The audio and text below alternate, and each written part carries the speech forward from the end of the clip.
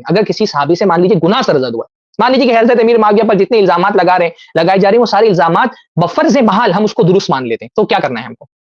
بھائی ہم کو عقیدہ رکھنا ہے کہ انشاءاللہ ان کی جو قربانیاں ہیں دین کو لے کر کے، انہوں نے اللہ کے نبی صلی اللہ علیہ وسلم کی صحبت اختیار کی، اللہ کے نبی صلی اللہ علیہ وسلم کا تعاون کیا، جنگوں میں اللہ کے نبی کے ساتھ لڑے، ان کی نیکیاں اتنی بڑی ہیں کہ ہم کو یہ عقیدہ رکھنا ہے کہ انشاءاللہ تعالی اگر ان سے کچھ گناہ سرزد بھی ہو گئے تو اللہ تعالیٰ نے ان نیکیوں بدلے میں ان کے گناہ معاف کر دیے ہوں گے. ان کی نیکیاں ان کے گناہوں سے بہت بڑی ہیں انشاءاللہ تعالی. ان نیکیوں کے پہاڑ کے پیچھے وہ گناہوں کے ذرات انشاءاللہ تعالی دب گئے ہوں گے، ان کی نیکیوں کے اس سیلاب میں انشاءاللہ تعالی وہ گناہ کے ذرات بہ گئے ہوں گے اگر ان سے تھوڑے بہت گناہ بھی سرزد ہوئے تھے. اور اگر مان لیجئے کہ وہ گناہ معاف نہیں بھی ہوئے تو ہم کو اللہ تعالیٰ نے کیا حکم دیا ہے؟ ہم کو اللہ نے حکم دیا ہے کہ ہم جا کر کے ٹٹول کر کے ڈھونڈ کر کے ایک صحابی کی ایک غلطی لا کر کے بیان کریں. جیسا کہ بعض لوگوں نے یہ رویہ بنایا ہوا ہے کہ انہوں نے پورا دین مشاجرات کو بنا دیا ہے، وہ کچھ نہیں کر رہے سوائے اس کے کہ پوری حدیث کی کتابیں پڑھی اسی مقصد سے رہیں کہیں کسی صحابی کی کوئی غلطی مل جائے. خصوصی طور پہ حضرت امیر معاویہ رضی اللہ عنہ کی صبح شام دن رات ان کی ساری ریسرچ کا موضوع یہ ہے کہ کسی صحابی کی غلطی نکال کر کے اور ان کی شبیہ کو امت میں بگاڑا جائے. یہ دین کی خدمت ہے، یہ دین کی خدمت ہے.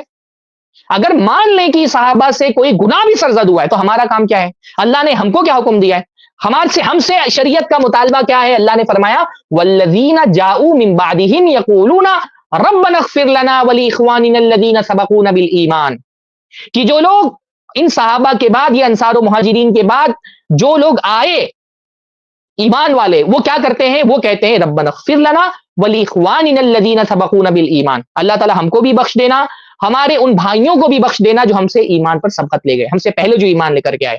وَلَا تَجْعَلْ فِي قُلُوبِنَا غِلًّا لِّلَّذِينَ آمَنُوا، اور اللہ تعالیٰ ہمارے دلوں میں ان ایمان لانے والوں کے لیے ذرہ برابر بھی، غلن نکیرہ ہے فی سیاق النفی، عموم کا معنی دیتا ہے کہ اللہ تعالیٰ ذرہ برابر بھی ہمارے دلوں میں ان کے لیے بغض مت رکھنا.